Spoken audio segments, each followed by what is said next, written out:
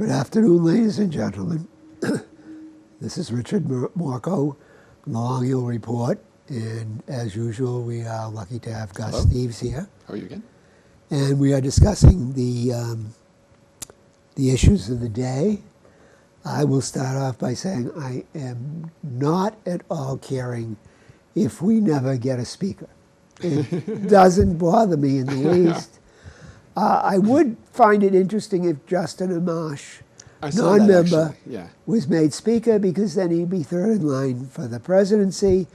And if they did it, if Joe really went off the rails and we did the 25th Amendment on him, and Kamala was disposed of, it would be an unelected by anybody president, which I'm not against or for, but I think it would be interesting. Well, then again, if half of the people that we have elected for presidents for the last multiple presidents certainly don't represent most of the people that supposedly casted votes for them. So, well, we generally speaking, there's a divide in this country. So if it went from 53, 47.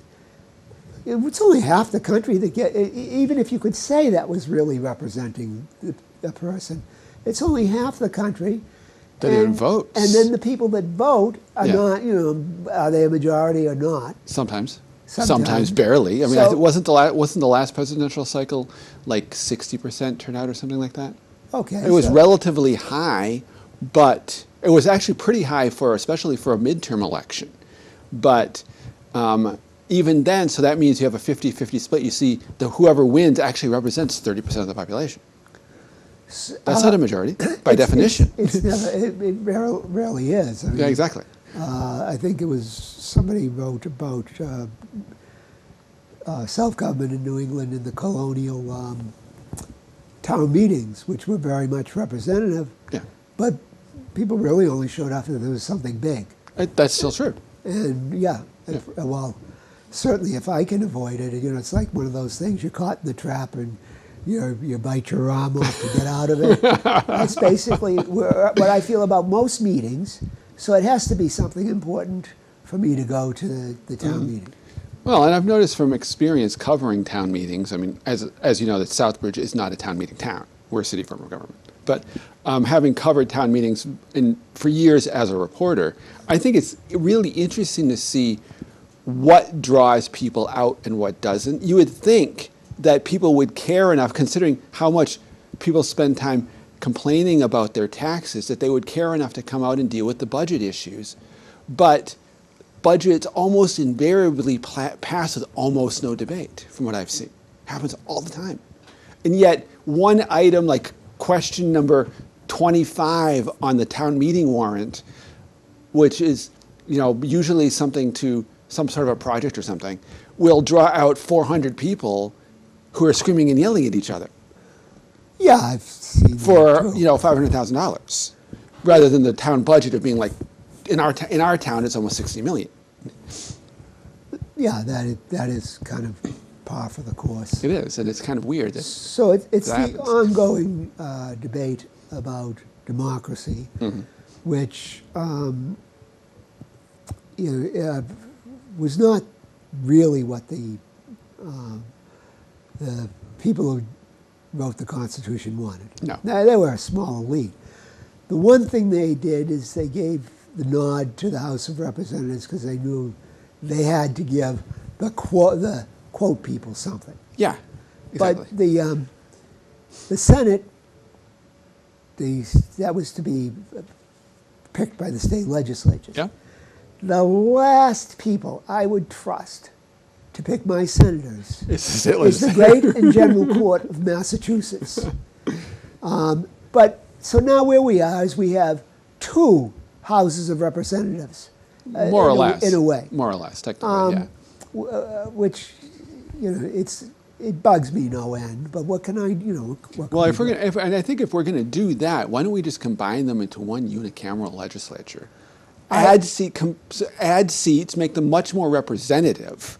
They're not. We talked about this in the past, about making them much smaller districts. 700,000 per representative is ridiculous. But 100,000 representatives would be ridiculous too. At least these days we have the technology to do it. I can understand not doing it back in the 1800s. But of course, we didn't have the people to do it then either. So we didn't this need is it. really a fundamental disagreement between you and I, and has been, and I think we know it. Yeah, I agree. That I am a descendant of dirt peasantry, so I should be the revolutionary calling for this stuff. But I'm certainly not descended from wealth either. So wait a minute, we've had an investigation of your background. yeah, I'm sure. And we know what you read. No, he's he's got he's one one of the cent. He's people. got 1 cent. I've got 2. That's about it. But I don't believe the people have it within them to govern themselves. Maybe to govern themselves, but not in pure democracy. I think we do. And we've talked about that before, and I know talked you don't about agree it. with that, and we have to agree I to know. Well, disagree on that one. which So is why I think we should have some form of winnowing it out. What can we ask the people to do? Or we can ask them who's the best person in their neighborhood, in their town. Yeah. Don't think about the issues. Think about the goodness of the person, and then we winnow it down till we get a level of electoral college size, and use that. I know you don't go for it, but I don't think there's. I think it's going to eventually reduce to its absurd. But that's it already has. Yeah. It's well, been that's the absurd law. it's been absurd for some time. That's the law I think we agree. of the Long Hill Institute. We have that law. Everything eventually reduces to its absurd. That's a corollary of Murphy's Law. Isn't it? We don't use the word Murphy. Anyway, so we're not going to. So we're going to end this one because we know we disagree. Yeah, that's fine. But I saw a little something that we had a little controversy because we debated this a little before we went on the air. The Los Angeles Times has a headline: "White supremacy comes in all colors. 2023 will make this impossible to ignore." Now that, I feel, as a headline, is everything reduces to its absurd. That is kind of an absurd headline. Now, Max Abrams, who tweeted this, he's, I believe he's a Northeastern professor, deals with terrorism issues. Okay. Kind of a witty, well, not kind of, he is a witty guy. He wrote, his line on this was, "The bizarre conclusion is the natural result of Democrats using white supremacy as a synonym for views and exponents not left-wing." Now, Gus will get into this in a minute. He does not consider the Democratic Party left-wing. I guess I can go home now. You You just said that. well, fortunately, we did put a manacle on you that you can't get away until we tell you can get away. But we also had an interesting headline that Gus hadn't heard about this lady. I think her name is Kay LeClaire, who claimed and got professorships and everything by claiming to be indigenous. Okay. Indigenous is the word now for Native American. Native American, American Indian, whatever. The Canadians call them First Nations. First Nations. And that's probably, First Nations is probably a little better because they're not indigenous if they came across the land bridge from, no more ambitious indigenous than my ancestor who jumped on a boat to escape the Brits. Well, except it is a 10 or 20,000 year time gap there. That may be a gap, but it does, indigenous to here is nothing. No human species that is. That's technically true. I mean, by definition, then even people who are European descended are not indigenous to Europe because the human beings started in Africa. Well, they're not yelling and screaming about that, though. That's true. I'm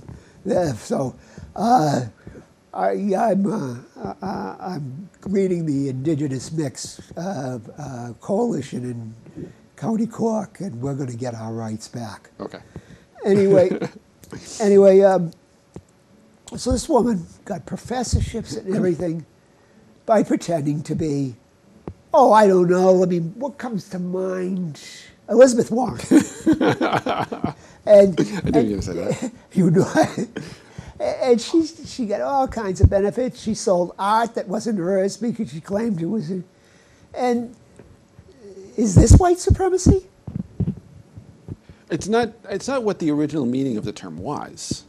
But I understand. I think the catch-22 is that I understand what the person who's writing that is trying to say. Having not read the story, I can only base on what you just said. And I understand that there's almost like you've got the claim from some of the idea of everything that has been. How would I phrase it? That, basically, it's an idea of using that terminology as a catch-all term for everything colonialist. And the idea of, and I think there's some degree of truth to it, but it's not what the term was used as until really recently. Well, the previous term was white privilege, which, you know, it's a huge. It's not. Does not mean the same thing as white supremacy. Well, as a descendant of dirt peasants, if I ever got sunk my teeth into the ankles of privilege, I was holding on for dear life. I'm sorry, but I mean,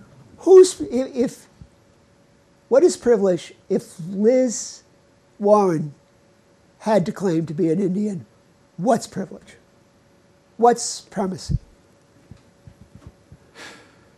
Well, I think the problem is that people will often misuse things that they think they can get away with misusing. My pacemaker drove. Call the ambulance. Let me finish. If they're in positions of power or seeking positions of power, we know that that's gone throughout human history. They will take advantage of whatever they can to claim some position of power, whether they earned it or not. I think we all know that. We all know that.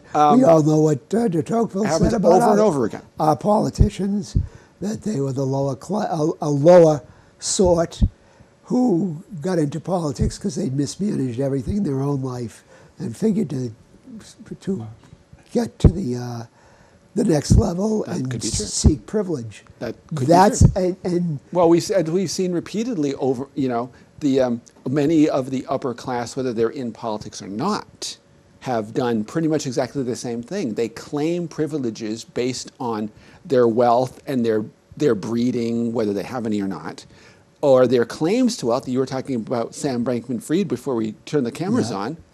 He's a perfect example. I mean, what a perfect example of shyster capitalism claiming a way to make himself rich by doing something that has been, one of my favorite terms is prosecution futures for the last decade. Well, which is a term I borrowed from Naked Capitalism, by the way. It's not my own. About Sam Bankman-Fried, I think we really have. First of all, his bail is scam. We all know that. Most rich people's bails are always scam. But something is on here that we got to wait for the dust to settle, because I think, like his sojourn in Ukraine was somewhat of a money laundering thing. Oh, yeah, absolutely. And so somebody is processing money through him. Oh, yeah, I'm guessing a lot of big money, and I want to see the authoritative book, not that we will ever really, really get one. But, I mean, it's Madoff on steroids. Yeah, I saw somebody basically said that, yeah. In fact, it was it Wall Street on Parade that they talked about that specifically? Probably. About his scam being something like 250 times more money and more victims than Madoff ever did. And so there's just too many angles to really do the postmortem yet. Yeah, oh sure, it's too early. But stay tuned. Well, I think part of that is and will we even be able to do a real postmortem on that? Because he's so intertwined with people in positions of power, to go back to the idea of privilege, that they are doing everything they possibly can to minimize his impact. We do not have. He may be the fall guy, but they're going to do everything they can to prevent him from taking other people down. He could be an Epstein. He could be. In that, what do they say about they had those Christmas ornaments The Epstein ornament. Like Epstein, I don't hang myself. Oh, I did not see that, but That's from years ago. I can believe that. That's yeah. So, Yes, he could very easily be Epsteined. but as what the verb about goes. why hasn't something happened to Ghislaine or whatever? She's living in a country club now. Country club person. Yeah, exactly. Because she has too much. She probably had.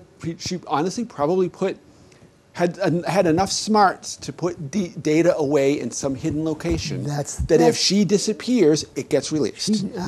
I would assume Yeah. that something is going on there. Yeah. But Friedman, we may never get a true story. No. I do think at some point there will be a book about Epstein that might be fairly reliable. Maybe. And 20 years from now, maybe. Yeah, we might get hints in the future. But I mean, we won't even release all the we. I hate that we. I hate the word we. But the government, which is not we, won't release the Kennedy files. No, they won't. And things are coming out Yeah. in dribs and drabs that it's really not pretty. Most of the stuff that's been hidden for years has never been intended to actually protect national security. Oh. It's always been protected. It's always been protective of the security and financial well-being of those in power. Well, They don't care about national security at all. the fellow we were speaking with in the last show, Yeah.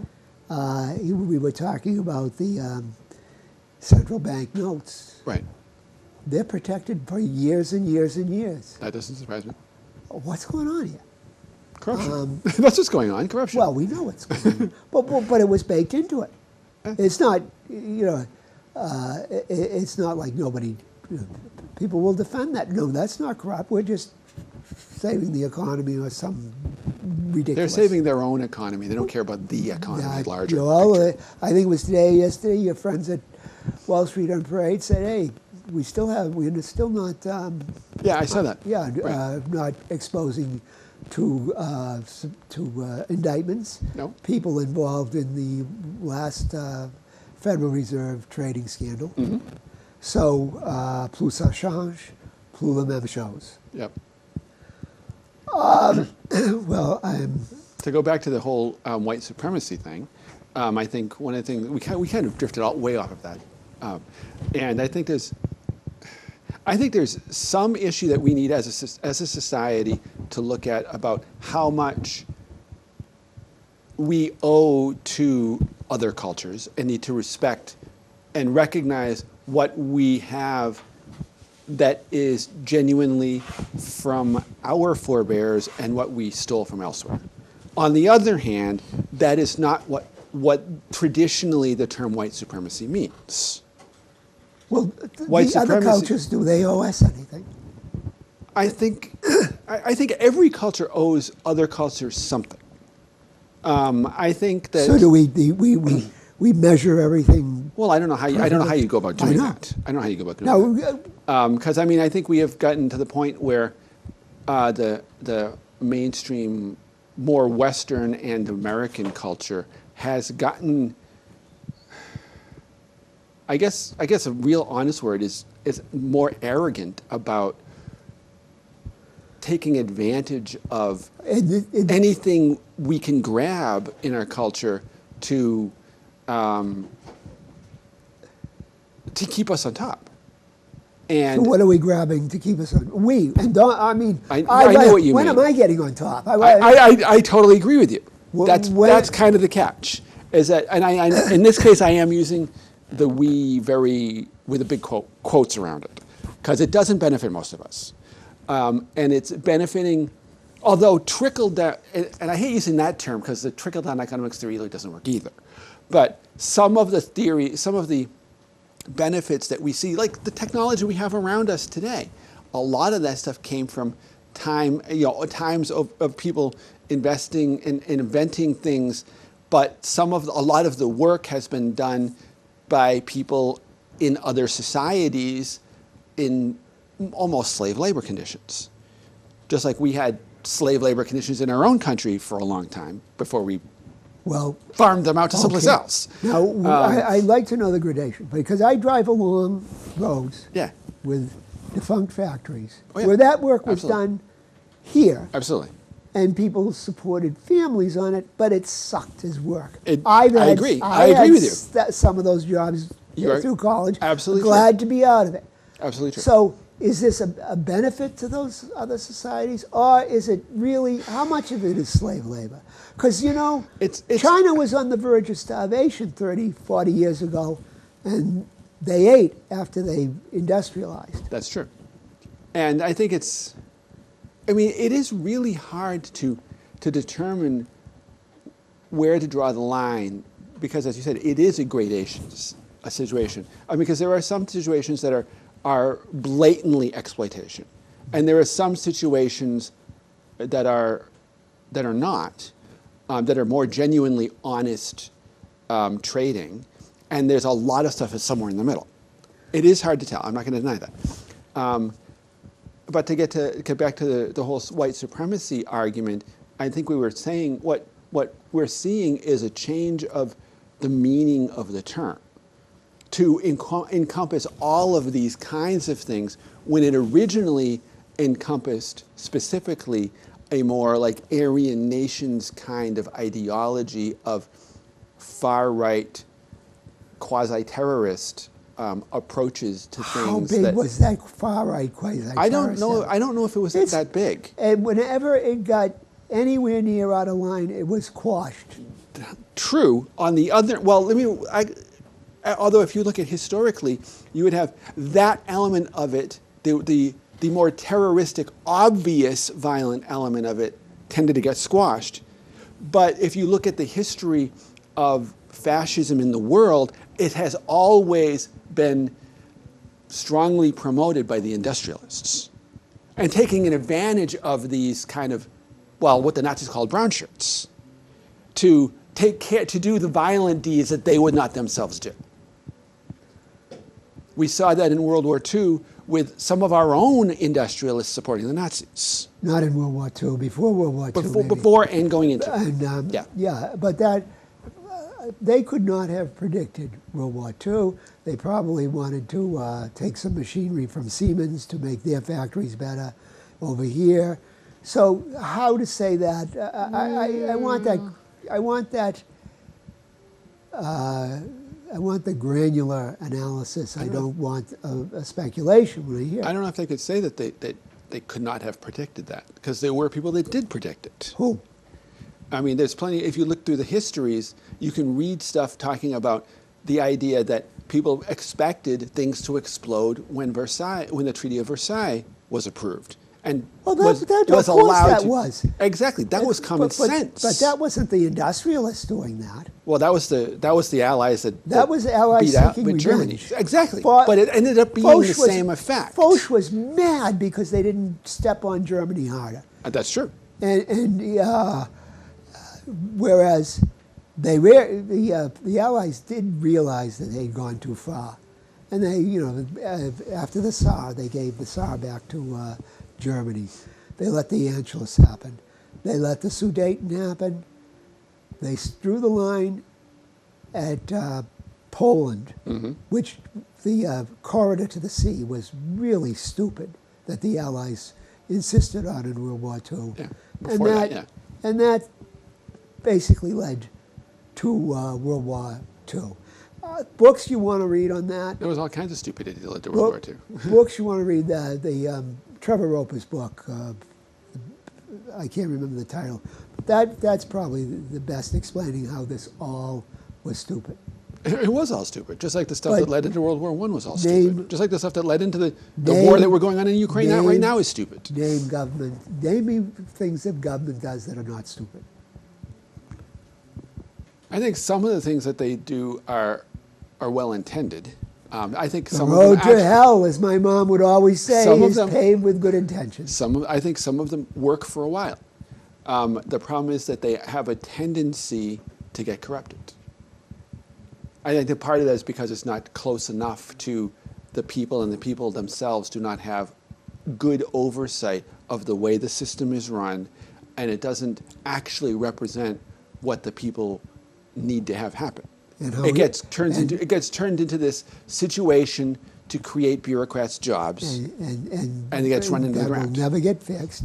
In the words of our good friend, Mr. Dick Bond, Bond's Law, we'll always have a government, but nobody knows how to run a government. Now, reparations. Do you think reparations are just? In what sense? Well, Reparations in the for sense what? that they're pushed today. I'm aware of the push for it. Do you think it's justified?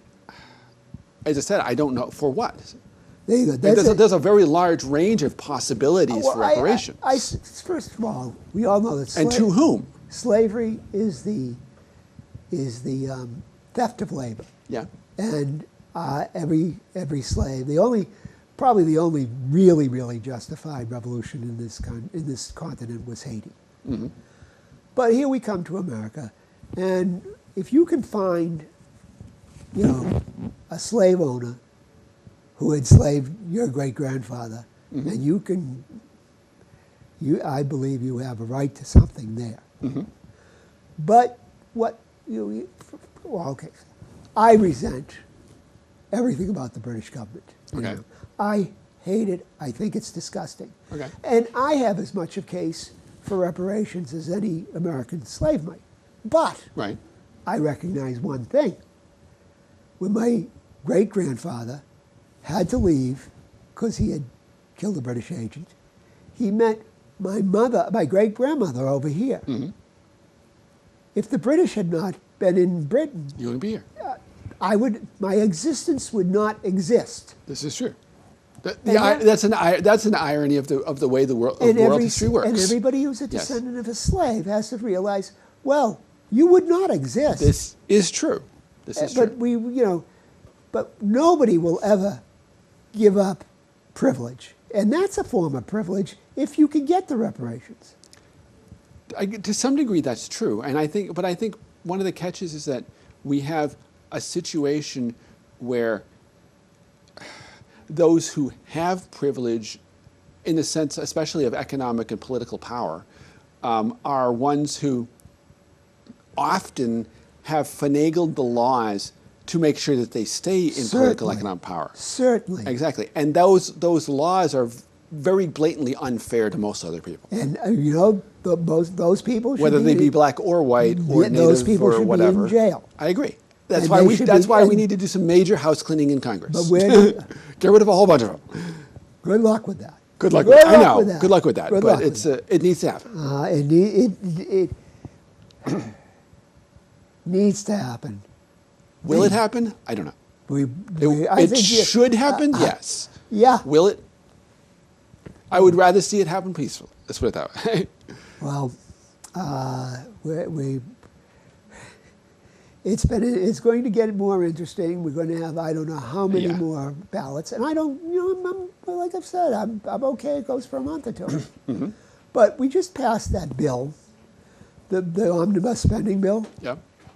Nobody knows what's in it. It was 4,100 pages. How could nobody 4,100 even read it? Did you? I know you've read Gulliver's Travels.